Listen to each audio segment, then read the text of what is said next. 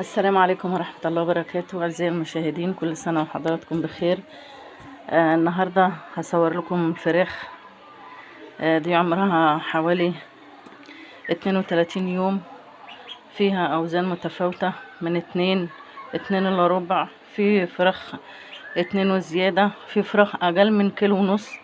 يعني الدورة دي إجت كلها، يعني مش كلها ماشية مع بعضيها، فيها فراخ صغيرة وفيها فراخ كبيرة وفيها فراخ وسط. ممكن عشان حرارة الجو.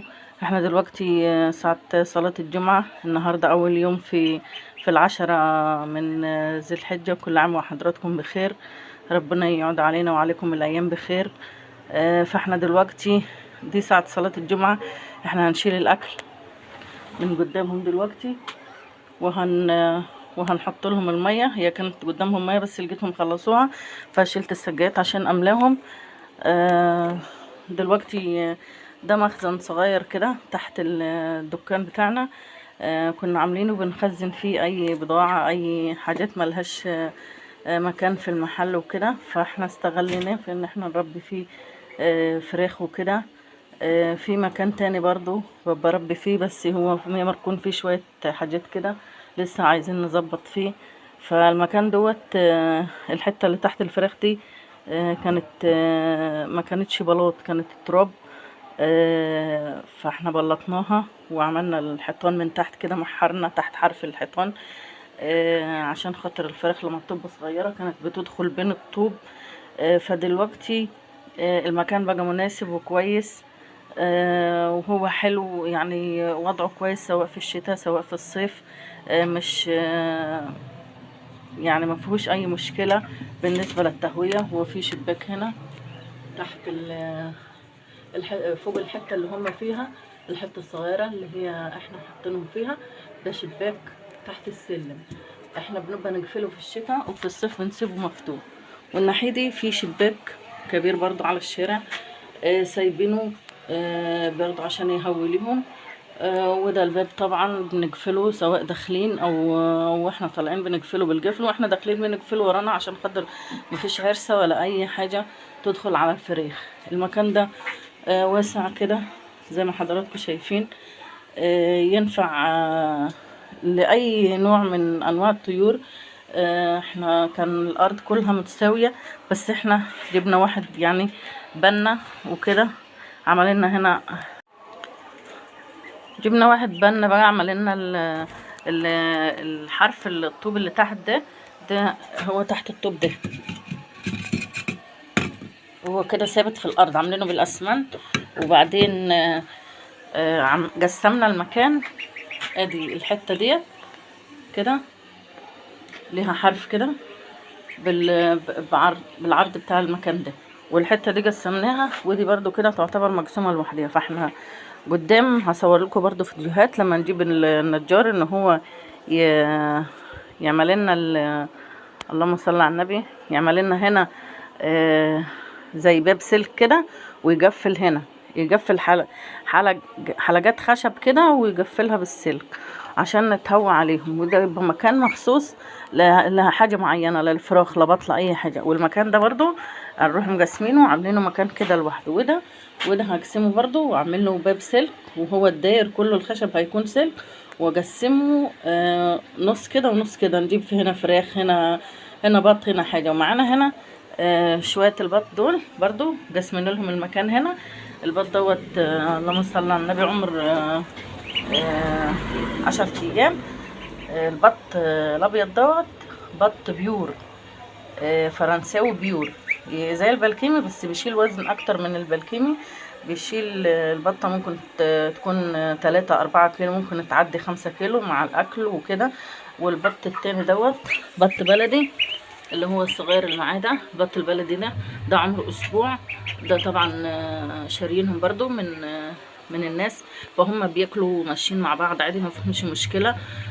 ربنا يبارك فيهم ان شاء الله. فنبقى عارف حضراتكم ان البط عادي ممكن يتربى مع بعضه، اي نوع بط ممكن يتربى، بلدي، مسكوفي، مولر، فرنساوي، بكيني، كل البط بياكل مع بعضه وبيعيش مع بعضه عادي، ما فيش مشكله. احنا دلوقتي عاملين لهم اللنده كده فوق منهم، بس هنحاول ان احنا نرفعها عشان خاطر الجو حر، والبط دلوقتي مش محتاج التدفئة اللي هي احنا جبنا له تحصين، واول ما اجى بدأنا معاه بمحلول الجفاف.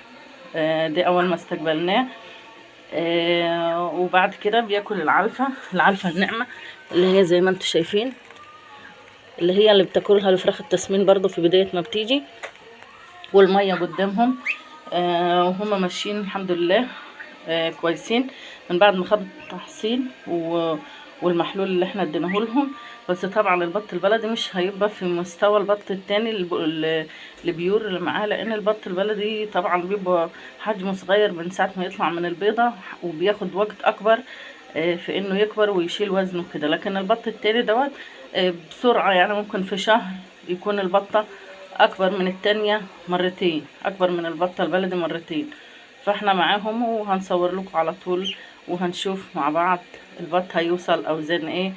وانا بعمل الفيديو ده يعني عشان كل واحدة مش عارفة تعمل مكان تربي فيه. حتى لو عندك مكان في البلكونة ممكن ان انت تستغليه، لو انت ما بتستنفعيش منه باي شيء، ما بتنشروش فيه، ممكن تنشري على نص البلكونة ونص التاني تقفليه خشب وسلك وتربي فيه شوية فراخ زي دول مثلا، هينفعوك في البيت. واكتفاء ذاتي برضو، ما تحتاجيش ان انت مثلا تشتري كل اسبوع ولا كل يومين، هيبقوا موجودين عندك في البيت. تعملي البانيه، تعملي الكبد والجوانص، تعملي الفراخ، تعملي اوراق، وتقسمي حسب احتياجك وحسب ما انت عايزه. يعني كل حاجه سهله وبسيطه، بس عايزه ايه؟ الاراده او النية ان انا عايزة اعمل الحاجة دي عشان انني اوفر. مثلا هي صحيح بياخد علف ورعاية وادوية وكده، بس مش احنا صراحة ما بنجيبش اي ادوية للفراخ. هي ساعة ما بتنزل بنستقبلها بالمحلول في المية، واول ما بيجوا بنحط لهم محلول الجفاف اللي هو بتاع الاطفال اللي بنباع في الصيدليه. بنجيب العلبه بتفضل موجوده معانا هنا، حتى لو الفراخ تعبت في وسط ال40